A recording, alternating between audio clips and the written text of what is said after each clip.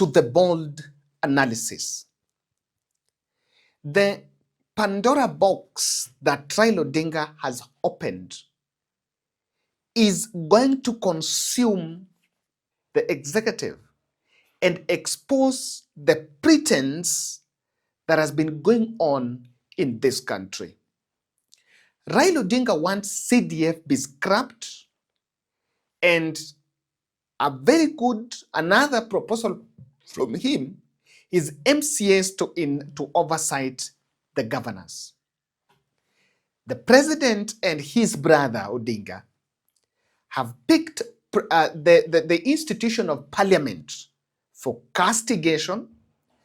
After spending time misusing it, they are back to it, castigating it. Now, this has brought fireworks in the National Assembly. And so many questions are being raised as to what exactly is the agenda of the president in these matters. MPs are blowing hot. And in Parliament today, we told you that in Karen, Raila Odinga was heckled. MPs walked out and they did not even eat the food that was there. I'm told there was some brown envelope.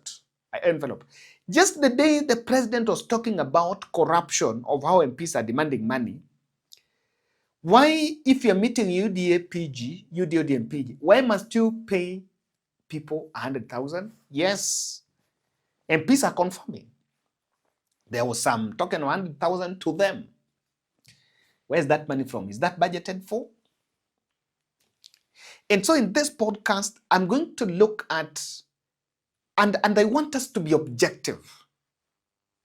William Ruto and Raila Odinga knows very well that MPs and Parliament is the target for this time. MPs will regret two things that they did, and I did say it here. Number one is clapping for the president when they passed finance bill and it brought chaos in this country. They first dug their grave there. And as if that was not enough, they fell for the trap to impeach the deputy president Rigathi Gachagua based on that, on very flimsy grounds, of course, because it was an excitement of the moment. And through that, they exposed the institution at the mercies of the president. The institution of parliament has been at the mercies of President William Ruto. And it is very true that now Ruto can use it as, the president can use it as the way he wants. So I want us to get to that. But kindly, first, we have a student, one of us here, who is doing a survey on electoral, a student on elections policy and administration, and is carrying out a research on election technologies, specifically on results management systems. So he is inviting us as members of this channel, is one of us, to participate in a survey. There is a paper he's working on, consent to interview survey research participants paper. So you can participate. I've pinned it here in the comment section of this video. So if you check the comment section, you'll actually find this survey. Equally, you can also, if you get my WhatsApp, I can also forward for you this document so that I encourage us to interact with it, because through it, it will also enrich our knowledge on this. Personally, I'm a bit more interested on this one, because I also want to see what exactly people think on this. It's a very hot topic in this channel, especially during elections time. So kindly, let's participate and also help the students. I told you here that we normally do, we want to enrich ourselves so that hata ukienda kupiga propaganda huko nje ukiongea na watu, unaongea kama uko na point, uongei kama umoja wanao, no pun intended. Now, this is in Parliament today, Millie Odhiambo, and I want us to get the reaction of Parliament, and you'll get the gist of what Osoro has exposed. Millie Odhiambo is telling Raila that be fair to both parties. This is Millie. I admire Honorable Raila Amolo Odinga is because he's a person who stands on principle, and even if he's the only man standing, he will remain standing on principle. Mr. Speaker, I have learned from the best, and that is why I stand on principle like the person I admire, Honorable Raila Amolo Odinga, and urge my party leader to listen to the ground on NGCDF. Mr. Speaker, I also want to urge my party leader that there's one thing I've admired about him, which is equality and fairness. Mr. Speaker, what is coming out of this House is that he's looking at governors more favorably than he's looking at members of Parliament, which is Senate and National Assembly. We are all your children. Look at all of us favorably. Mr. Speaker, I want to speak to, should I one day be unfortunate to be the president, because it's not a happy occasion to be president, but should I be unhappy to be president of this republic, one thing I cannot take for granted, if I got that opportunity, is the support of Parliament. If you are a president, do not take for granted the support of Parliament. If in doubt, ask Honorable Uhuru Muigai Kenyatta. Another ODM member of Parliament, who is Mbeyu, Kilifi Women Rep, nearly was breaking down in tears, talking about this whole issue of NGCDF. You know, watoto wao waende chuo kikuu, miradi ifanywe, shule zijengwe. Na mheshimu sana baba Raila Amolo Odinga, lakini kwa hili atufikirie sisi na mimi wa Kilifi, wale wa mama wajane walioamka saa 10 kwenda kupiga kura ya Mbeyu, machungwa 6.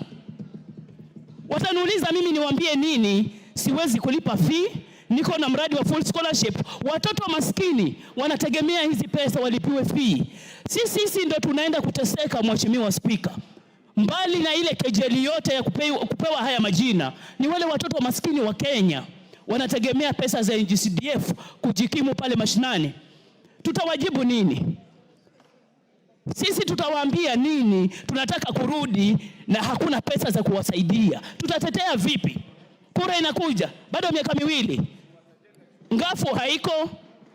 Kama zile pesa mabilioni yanaenda kwa counties na hakuna alama pale, health status mbaya, ya education imeshindikana, ile ya ECD, mambo ya maji shida, wakilimbikiziwa hizi pesa kama zile ndogo zimeshindikana pale kwa counties, wakiongezwa za NGCDF maeneo bunge 7, 8 na ile ya Nairobi iliyo na maeneo bunge mengi, wataweza vipi kutuonyesha kazi inafanyika? Alafu sisi tutakuja hapa, Mheshimiwa Speaker, tuwe flower girls sisi women rep na wale wa mama wengine kunywa chai tu, tutakuwa tuko kibaruani. Lakini yule mtoto wa maskini wa Kenya atafanya nini? Atapiga kura vipi? Apigie nini na tumaini gani?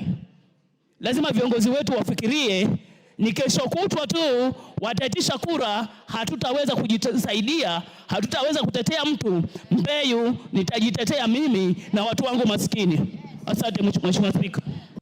And this has been the topic after Raila mentioned about it. Now at this point, I've picked 2 things. There is something from Millie that Millie said, that there is supply and demand side. Osoro revealed today, and I want you to get this part. President talks about the anti-money laundering bill. That bill was sponsored by Attorney General to Parliament. And bill from Attorney General is actually coming from the cabinet, the executive. According to Osoro, Attorney General paid the people that supplied the money to Parliament for that bill to pass. So And then the president is complaining about a bill that is being paid to pass. And this is what Osoro is actually confirming. I also want to associate myself fully with the statements that have been made by the Honorable Karoli Omondi. And I'll be very particular, Honorable Speaker, on one issue even before I get to the second one, on the question of NGCDF and devolution. Honorable Speaker, I think that the vision and the mission of the drafters of the Constitution, and even the people who dreamt about devolution, including Right Honorable Raila Amolo Odinga, they really must have had a very good plan on what devolution is and actual things, what devolution ought to have been. Honorable Speaker, we want to tell them, and I say this with tremendous respect, that kwa ground vitu ni different. That what people think devolution ought to have been or should be is not what it is. There is nothing that is working on the ground as far as devolution is concerned, Honorable Speaker. And that is why in any case, Honorable Speaker, Article 96 should actually be implemented the more. We cannot say that you want the county assembly members be left with the responsibility of oversighting governance. Honorable Speaker, a governor that controls 13 billion shillings, a county governor that controls 13 billion shillings cannot be oversighted by an MCA who wants 80,000 shillings, and then they give them 3,000 shillings every day, Honorable Speaker, even to follow them, Honorable Speaker. And that is where we are saying, Honorable Speaker, that we must be very particular, Honorable Speaker. As I was saying, this House, Honorable Speaker, has been under attack from every corner. We've been attacked, Honorable Speaker, by the members, some members of the judiciary. We've been attacked by the members of the public, sometimes being threatened, Honorable Speaker, to have our houses torched, Honorable Speaker. We want to, with tremendous respect, also tell His Excellency the President.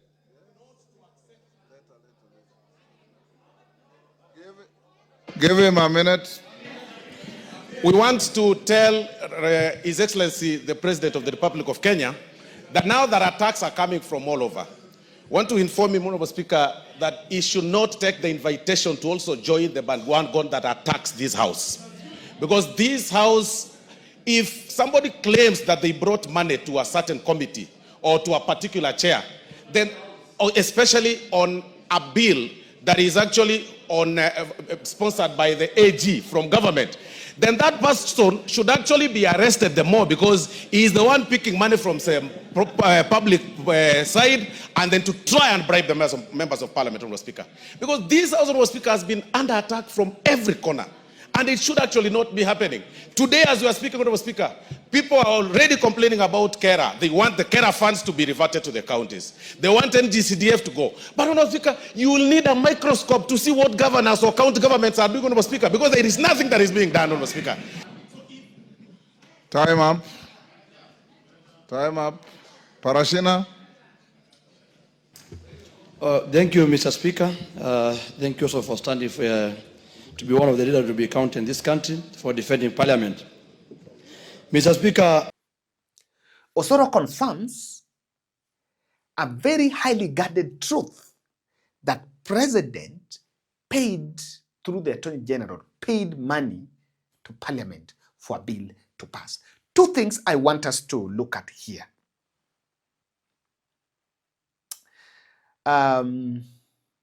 Two things. Number one is the first one on NGCDF scrapping it. And number two is why a president would pay for a bill to pass. Let me start with the number two one. I think it's more critical. Guys, there is an anti-money laundering bill, or the conflict of interest bill. And another one is, he also said that there was a governor who went to Parliament with 150 million. There's someone who went to Parliament with 150 million.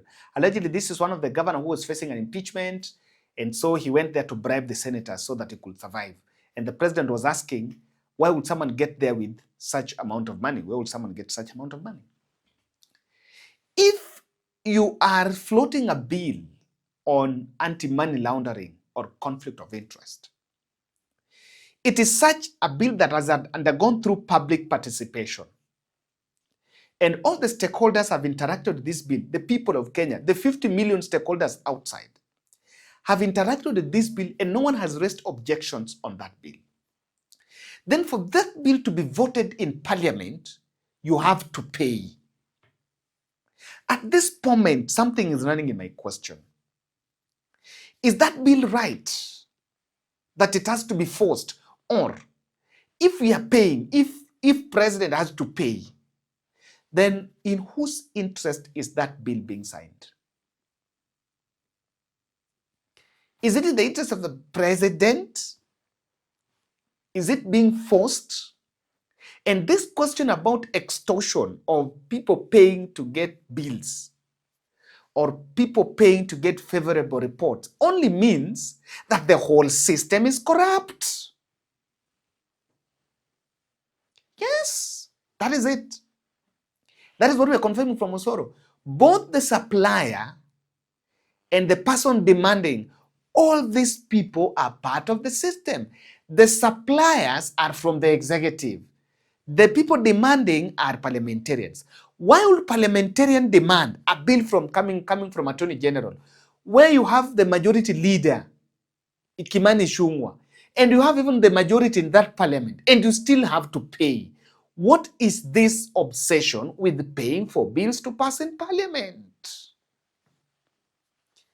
Are these bills good bills? Are they on whose interests are these bills being passed? That is the question.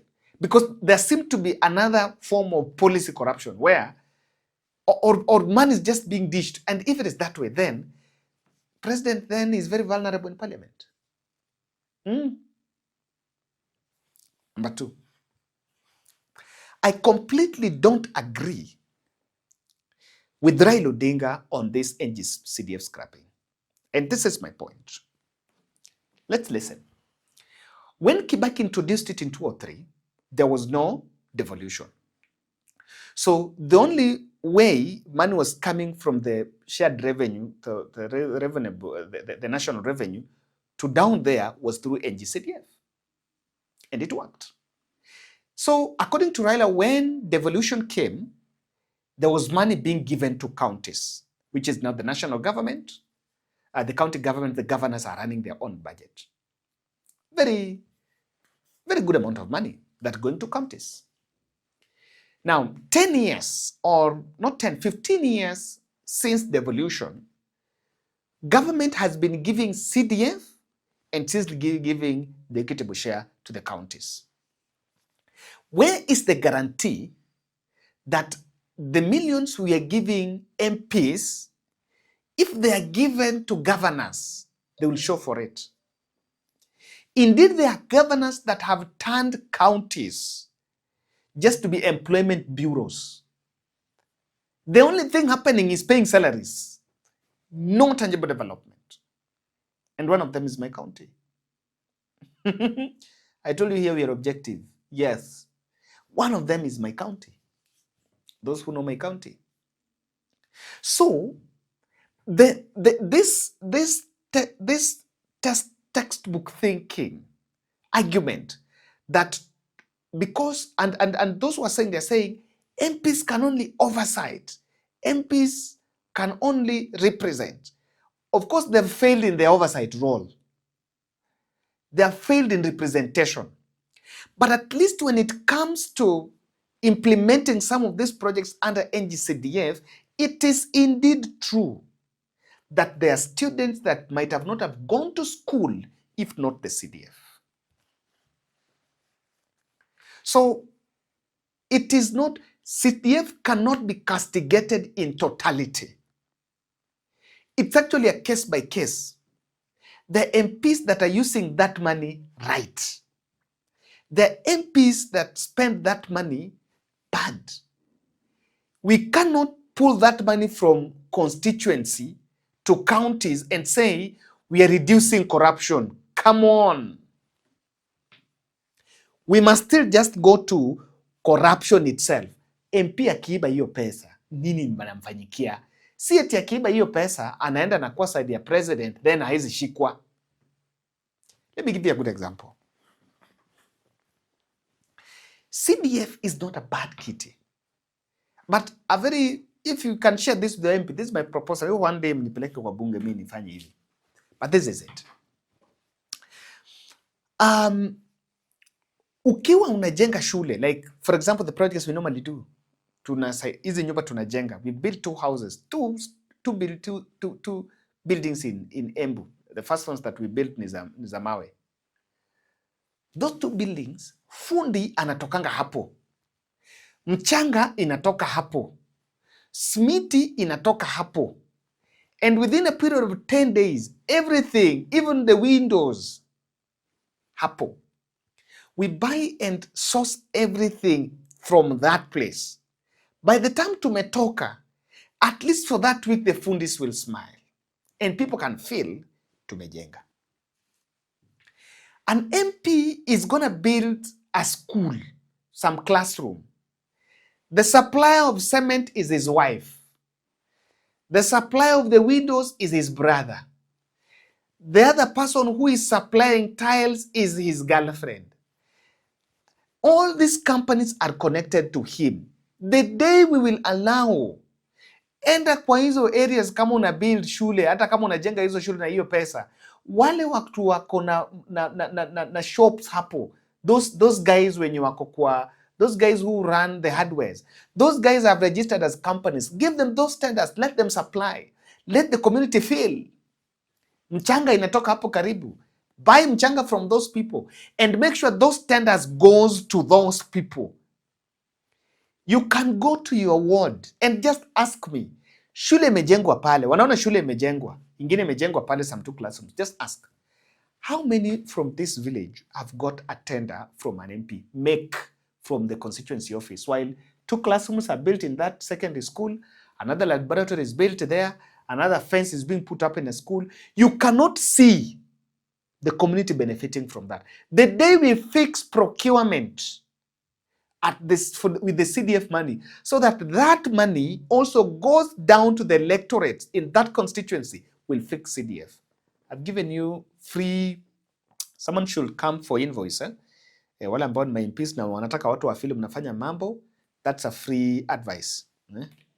That's a consultancy you should pay for. Osoro should not complain either. Themselves, they created this mess. They created this mess. And the issue about MCS oversighting governors, come on. Governors are controlling billions. MCS are at the mercies of the governor. They're taking poultry home around 80 or 100,000 in a month. Can they incite? Those ones can be bribed anyhow. Let me tell you, even these impeachments. You see the impeachment in Kericho? Those MCS are paid. If not the senator, one of the MP or somewhere there, or the president also. Even Kawira Mwangaza impeachment, those men came together, put themselves together, put money, put resources, orchestrated the impeachment of Kawira Mwangaza. That's what happens. So MCS cannot. And again, the constitution envisioned MCS, the county assembly, to be primary, to do primary oversight. Nairobi team, the Senate, to do secondary oversight. The intellectual capacity, sorry to say, some of those MCS are just Form 4 dropouts with cooked up figures in some River Road universities or colleges. They cannot even comprehend the financial knowledge that is needed in oversighting. Let's say the truth. Sometimes people don't like people saying the truth. This is the script. Ruto is pushing this thing is pushing Raila to push this CDF thing, so that last minute he can pull a rescue, aonekane a savior, that, Raila wanted CDF to be scrapped. I have now stopped that. That's one thing. The second issue is this. Raila is clearly being misled by governors, as Sifuna was saying. Clearly being misled by the governors. And this obsession with the governors, and sometimes Odinga, there are governors elected on ODM ticket that are performing poorly. Very poor. Very poor. They're caught up in corruption. They get refuge from hanging around Raila. I'm yet to see Raila Odinga castigating one governor who is involved in corruption. So, This ulabalu of taking all the money, that all the money should go to governance, while some of them cannot show the little they've done with that money, let the MP remain with the money. I want to say a very good thing for my MP Samatande. He's very bad here in the national politics for broad-based. Lakini huko kwa ground, mgala muwe haki mpe. All the schools nilisomea, I learned people who come from that. I was in 3 schools. I was another one called Odour Primary School. He has done something. There's another one called PAP Primary School. He has done something. I was also in Agoro Yombe Secondary School. He has done something. You can go there and see some facelifting. So, and there are also people that MP, you'll attend the MP funeral there. Atakuwa pale. At least they can also get needy, extremely needy cases that can be considered for that case, for that kitty. For proximity of the electorate, let's not go the direction of scrapping CDF. Tuonane bana.